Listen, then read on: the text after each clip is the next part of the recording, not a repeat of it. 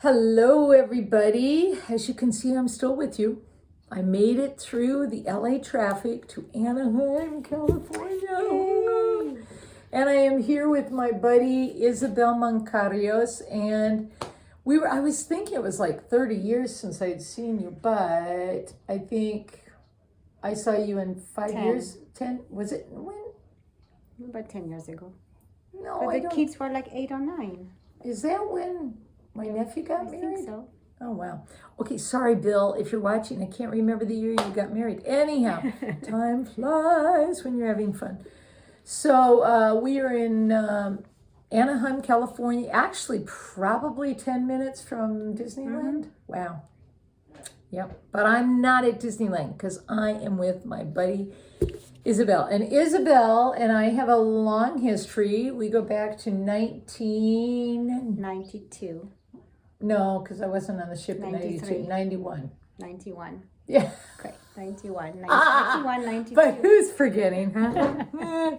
So we were with Mercy ships at that time, and we were sailing out of France to French Africa, and we took a whole group of young people from France who were going to be our translators, and Isabelle ended up translating for Lazarus, my team, a lot, and I learned so much from my dear buddy, and we have a lot of funny stories, a lot of memories. We're kind of wishing our friend Sophie was here. Sophie also was with us from France, and they put up with my miserable French, but and we would laugh. But can you tell them some of the things you did on the ship that you remember?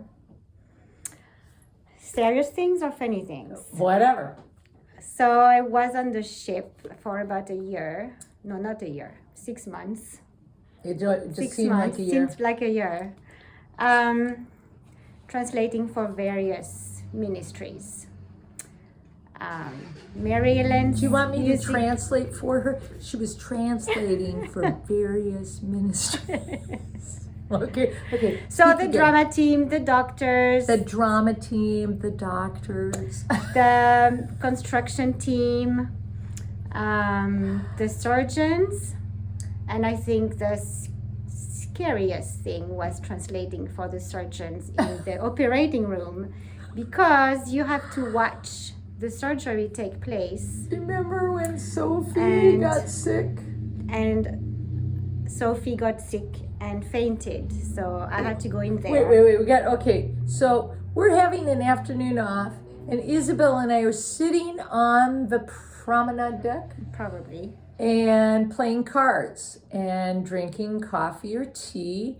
And all of a sudden, our dear friend Sophie, how old was Sophie then, do you think? 20. 20. So she's from Angoulême, France, and it's no longer Kansas, as they say, and she is working that day down in the surgery room, translating for one of the surgeons, and all of a sudden she comes back and she is white as a ghost. And she asks you, Can you go in, because I can't. yeah, I guess they said they were doing what I think they called it a fillet, where they actually, the surgeries that the doctors on Mercy ships do are incredible, but Dr. Gary Parker was doing a surgery from where they actually put an incision right down the center of a person's face and then peel back the skin to fix things. Yeah, to remove whatever they have to remove. And they were working alongside with African doctors who were learning also from our surgeons different procedures and stuff. So I guess Sophie couldn't make it, so I went. the way I heard it was the doctor asked Sophie to translate something, and she was quiet, and he looked, and she was on the floor. She had fainted. Go figure.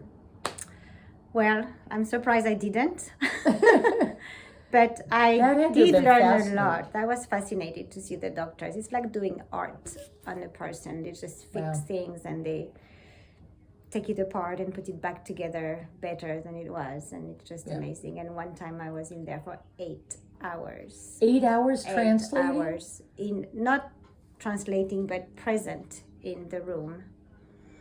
It was a long surgery. Now these guys were like in their 20s, early Mm-hmm. 20s, and had you been out of the country much? In Europe. In Europe, but not to Not Africa. Yeah. So it was a So whole new world, huh? it was a whole new world and the best time of my life. So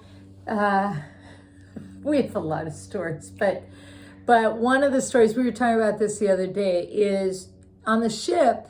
We were on the first ship for Mercy ships, the Anastasis, and there was no air conditioning.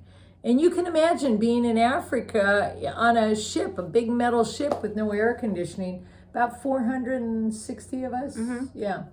And so at night, when it was really, really hot out, they would designate certain decks for certain people to sleep on. So the single guys were on one deck, the single girls on another, and the married couples if they wanted to sleep outside.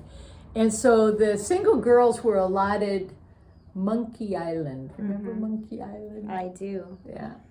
A lot of memories there. Yeah, describe Monkey Island. Well, you had to climb a ladder, and we had to take our bed and climb a ladder, put our bed up there with the mattress and the sleeping bags and the pillows. And then Mary Ellen would tell us stories, and then we'd talk, and then we'd try to sleep, and until the next day. And so one time it rained.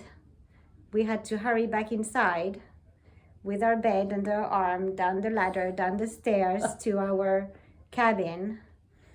And one of us, my friend Sophie, happened to fall down the stairs, bump her head. Hit every step with the back of her head. Boom, boom, boom, boom, boom. So she was fine, but we just had a lot of fun doing that. We had fun. So we would go out there, and it was mostly the French girls all up there.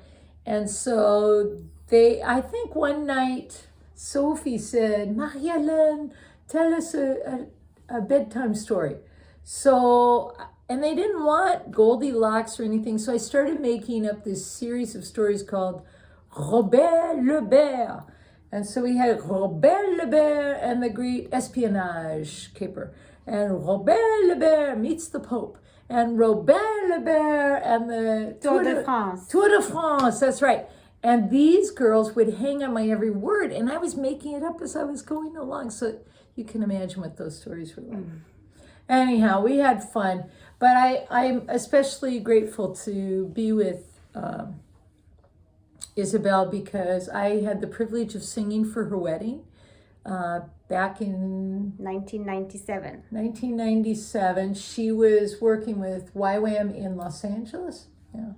And her husband was also working with YWAM in Los Angeles. Hamdy is from Egypt, and Isabelle from France. Oui. And I think, was it a week before you got married that Hamdy? About a year before we got married, he started having seizures and health problems.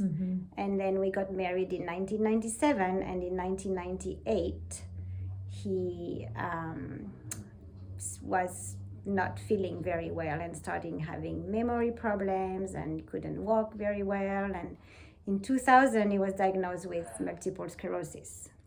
He was diagnosed with multiple sclerosis, that's right. Atypical, right?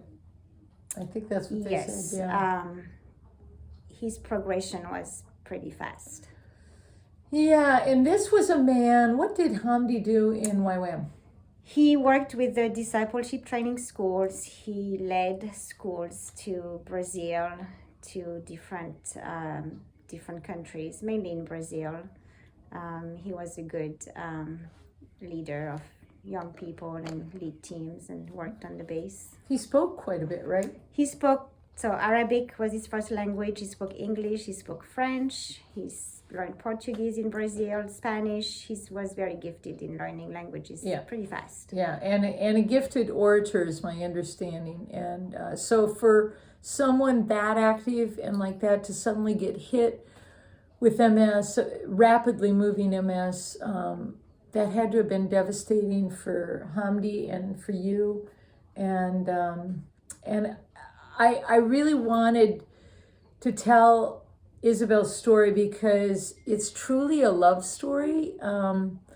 They are just about to celebrate their 25th wedding anniversary. Yeah. Quarter of a century. A quarter of a century. And in the early days, because Hamdy was so sick, they couldn't do what young couples want to do, take vacations and go back to France to see your family, because Hamdy needed the medical care that he could get here in the United States. And so in a sense, and because my dear friend Isabelle didn't want to leave the side of her husband who was so sick, she never went. She didn't get to go, but maybe once in a blue moon to see your family. Mm-hmm. So in a sense, you were kind of trapped in the U.S. I felt like I was trapped sometimes. Yeah, Mm-hmm. I'm sure you felt that way. And now Hamdy is bedridden, and he is, I won't say non-communicative, because he communicates quite well without using words. He does make sounds now, and he can grasp. I just watched Isabelle turn her husband over, and he can grasp certain things, but for all practical purposes, they can't go out to dinner and meet up with friends. They can't go dancing. They can't do any of that. And for the last pretty much 25 years, Isabelle has taken care of her husband. And in a time when people get divorces just because I fell out of love, or he changed, I changed. This is a true love story. It's not about, sex. It's not about romance. It's about one person saying I do for the rest of their lives. You can make me cry. And the other person saying that too, in good times and in bad, through sickness and in health. And Isabelle has cared so well. You've cared so well for Hamdy. Thank you. And he's a dear man. I love Hamdy. And so in a little bit, I'm going to have another video. I'm just going to sing to Hamdy. I sang to him last night a little bit. Mm-hmm. And I couldn't tell if he was happy or sad on that. But wouldn't it be terrible? You can't get out of bed and somebody's torturing you with their music. But so there are people that are watching that they've never met me face to face, and they're watching. And I don't know all the scenarios they're going through. Is there any word of encouragement or wisdom that you would want to pass on to any one of us from things that you've learned over the past 25 years? Well, I'm still learning, so it's not over. But I would say that there's always hope, and that even if you feel like you're stuck, or that you are not doing enough, or I think it's a sacrifice. And when you believe in God and you have Jesus in you, you want to serve and you want to love and you want to help. And when you can't, you just ask God to help you and to fill you. So for me, I think learning how to pace myself and how to learn to take little breaks here and there, in between caring, whether it's 5 minutes or whether it's a weekend if I can. That's the way I refill myself with more energy so I can keep going. Yeah, I forgot to say that Isabelle and Hamdy have 2 children, twins, Florie and Nathan, and they're both how old now? 18. So Florie is at school in UC Davis, and Nathan is going to school here in Fullerton. Yeah, Fullerton, and delightful young people. Both grew up speaking French and English, puts the rest of us to shame. And Isabelle is a citizen of the United States. I mean, you had to go through all that too. And so I'm so proud of you, and you've raised 2 wonderful children who are learning what sacrificial love of Christ looks like from their mother and their dad. And I told Hamdi he's still preaching just by his willingness to keep pressing on in life. So thank you for being my friend and letting me be here with you. Oh, I'm so happy you came. I'm happy. So tonight we're going to celebrate. Yes. All right. Okay. Okay. Bonne journée, bon après-midi. Oui? All right. Bye-bye.